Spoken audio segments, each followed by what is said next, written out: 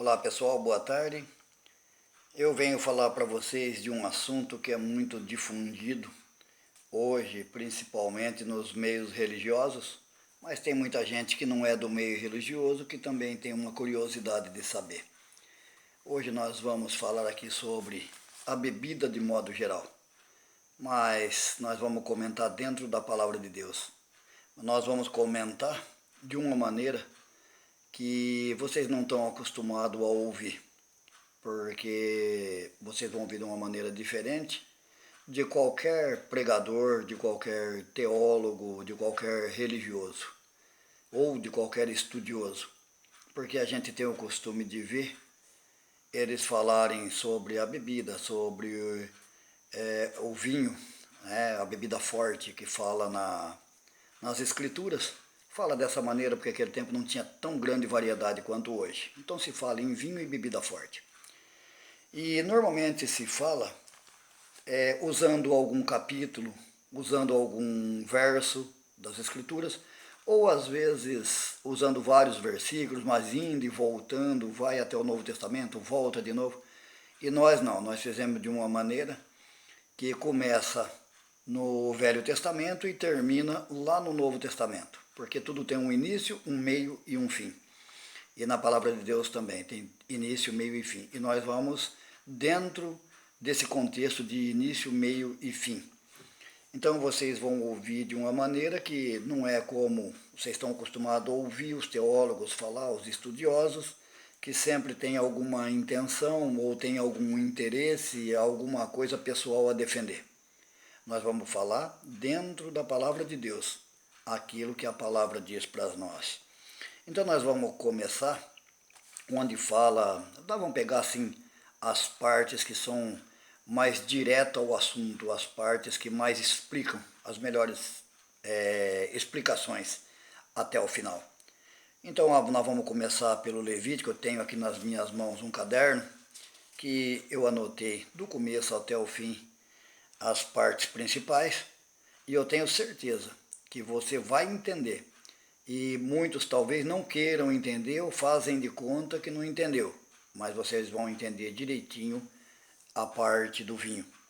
No Levítico, no capítulo 10, do verso 8 até o verso 11, diz que o Senhor falou a Arão que vinho nem bebida forte, nem tu e nem teus filhos contigo bebereis quando entrares na tenda da congregação, para que não morrais, estatuto perpétuo entre as vossas gerações. E para fazer a diferença entre o santo e o profano, entre o ímpio e o limpo e o imundo. E para ensinar aos filhos de Israel o estatuto que o Senhor tem ensinado pela lei de Moisés. Então está falando que quando entrar na tenda da congregação não é para beber vinho e nem bebida forte, para fazer a diferença entre o santo e o profano, o limpo e o imundo. No Números, no capítulo 6, também fala para falar para os filhos de Israel, falar para Moisés, que de vinho e de bebida forte, para se apartar de vinho, vinagre de bebida forte, nem beberá de alguma de uva, e nem uva fresca se comerá. Em Juízes, o anjo do Senhor apareceu a uma mulher e disse para ela que ela era estéril, que ela ia conceber e ter um filho, mas guarda que te beba vinho ou bebida forte ou coma coisa imunda. Porque ela é estéril, mas tinha a promessa de Deus na vida dela de ter um filho, então ela tinha que se apartar da bebida. Tem uma parte que está escrito, e no Provérbios, que está escrito assim, que o vinho é escarnecedor e a bebida forte alvoroçadora, e que tudo que neles errar nunca será sábio. Do Provérbios mesmo, também no capítulo 31, está escrito que assim, a mãe do rei Lemuel, dando algumas orientações para ele, disse: não é próprio de reis beber vinho e não é próprio de príncipe desejar bebida forte, para que não beba, esqueça do estatuto e perverta o juízo. Deixa as bebidas fortes para os que perecem e o vinho aos amargosos de espírito. Está dizendo então, lá no Levítico está dizendo para os sacerdotes, quando entrarem no átrio da sagrado da congregação, não beber nada. Disse para a mulher que era estéril, para ela ter um filho, que ela devia manter a santidade e não beber nada. né? E está escrito aqui no Provérbios que não é próprio dos reis beber bebida forte. E nos Provérbios está escrito que o vinho é escarnecedor e a bebida forte alvoroçadora. No Jeremias, no capítulo 35, Deus fala para Jeremias para ele ir até a casa dos recabitas e oferecer vinho. E ele vai lá, pega a botija de vinho, leva, mas quando chega lá, os recabitas falam para ele: não, meu senhor, nós não podemos beber vinho, porque nós somos de uma família de sacerdote. Nosso pai, Jonadab, filho de Recabe, disse que sacerdote não pode beber vinho, então nós não bebemos vinho. E foi quando o Senhor disse: vai lá e fala para a casa rebelde, diga-se Israel, né? Que por que os filhos de Jonadab, filho de Recabe, por que eles obedecem ao vosso pai? E por que os filhos de Israel não obedecem à voz de Deus?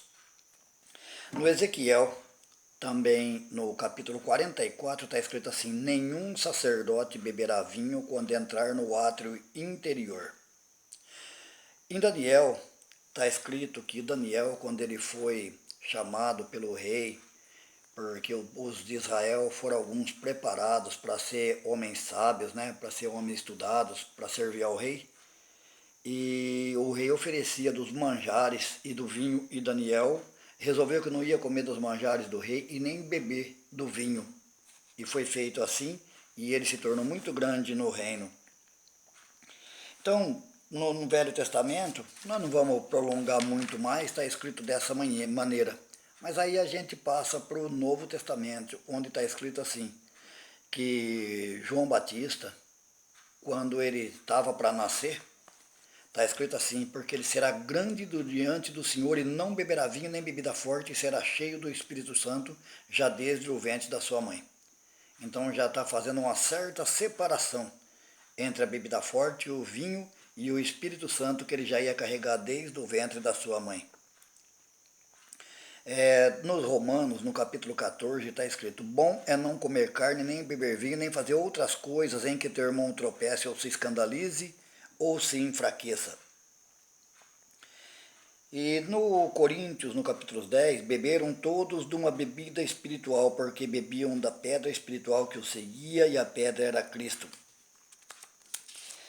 E no final, está escrito nos Gálatas, que porque vós, irmãos, foram chamados à liberdade, então servi-vos uns aos outros pela caridade, porque as obras da carne são manifestas, as quais a prostituição, a impureza, a lascívia, inveja, homicídios, bebedices, glutonarias e coisas semelhantes. Então, desde o começo até o fim, agora alguém há de dizer que, mas naquela parte que Paulo disse a Timóteo pode beber vinho, mas vejam bem, presta bem atenção, nem uma vez na Bíblia, no Novo Testamento, incentivou a beber vinho, porque Paulo disse assim: não beba apenas água, mas misture um pouco de vinho. Então não era vinho, era para não beber apenas água, porque o vinho naquele tempo não tinha grandes medicamentos contra a dor de estômago, então o vinho funcionava como um anestésico misturado na água, então ainda ele não bebia, e Paulo orientou que tomasse um pouco misturado na água para que fosse curado de uma enfermidade. Mas agora nós vamos falar de uma maneira espiritual, porque naquele tempo, no Velho Testamento, era uma coisa bem material. O sacerdote, ele era consagrado para servir a Deus, assim como os nazireus eram consagrados a servir a Deus. Por causa disso que eles não podiam beber vinho. Aqueles que eram consagrados a servir a Deus, porque o povo de Israel bebia vinho, fazia festa, ficava bêbado, fazia farra, mas o povo de Israel era considerado pelo Senhor a casa rebelde. É chamado em várias passagens, em muitos lugares, de casa rebelde. Mas os sacerdotes não. Os sacerdotes, eles eram servos de Deus, eram homens de Deus, homens consagrados a Deus e consagrados à obra de Deus. Então, quando eles estavam na tenda da congregação, que eles iam entrar no átrio interior, no átrio sagrado, eles não podiam beber vinho. Mas naquele tempo, diga-se que eles viviam na parte carnal. E quando eles estavam na parte espiritual, eles não podiam tomar vinho. No Jeremias fala a mesma coisa, que os recabitas não poderiam tomar vinho, porque os recabitas, eles eram sacerdotes, e sacerdotes não deviam beber vinhos. E no Provérbios, o rei Lemuel, a mãe dele aconselhou, não é próprio de reis beber vinho, nem de príncipe beber bebida forte. Então, se no Apocalipse está escrito que não é próprio de reis beber vinho, né? E que os sacerdotes não devem beber vinho quando entrar na ata da congregação, no Apocalipse está escrito que aquele que foi chamado para servir a Deus, ele foi consagrado a Deus. E por causa disso que está escrito no Apocalipse, que somos reis e sacerdotes na presença do Senhor. Porque hoje nós não vivemos mais na carne, mas vivemos em espírito. Então não é só quando está dentro da igreja que nós somos cristãos, mas nós somos cristãos na rua, no nosso trabalho, em casa, em qualquer lugar nós somos cristãos, não só dentro da igreja. Então nós não devemos beber vinho não só dentro da igreja, mas também na rua, no nosso trabalho, em casa, porque nós não vivemos mais em carne, nós vivemos em espírito.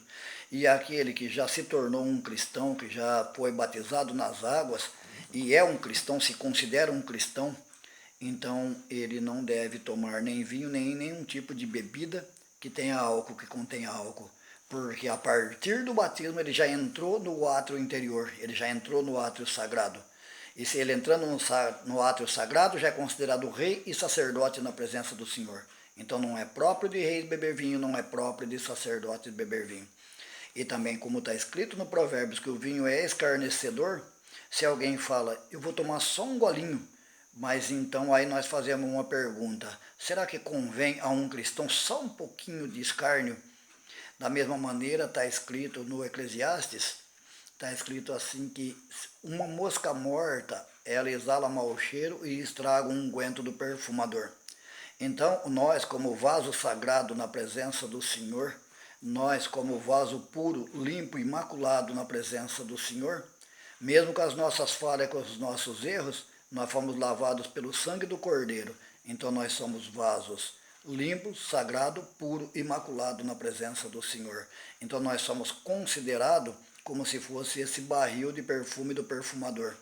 E será que o vinho, ele não é considerado uma mosca morta que pode estragar todo o perfume do perfumador? Então nós temos que exalar o cheiro de Cristo, o cheiro de Jesus Cristo, porque nós somos vasos consagrados ao Senhor. E um pouquinho de escárnio não convém, e um pouquinho de mau cheiro também não convém.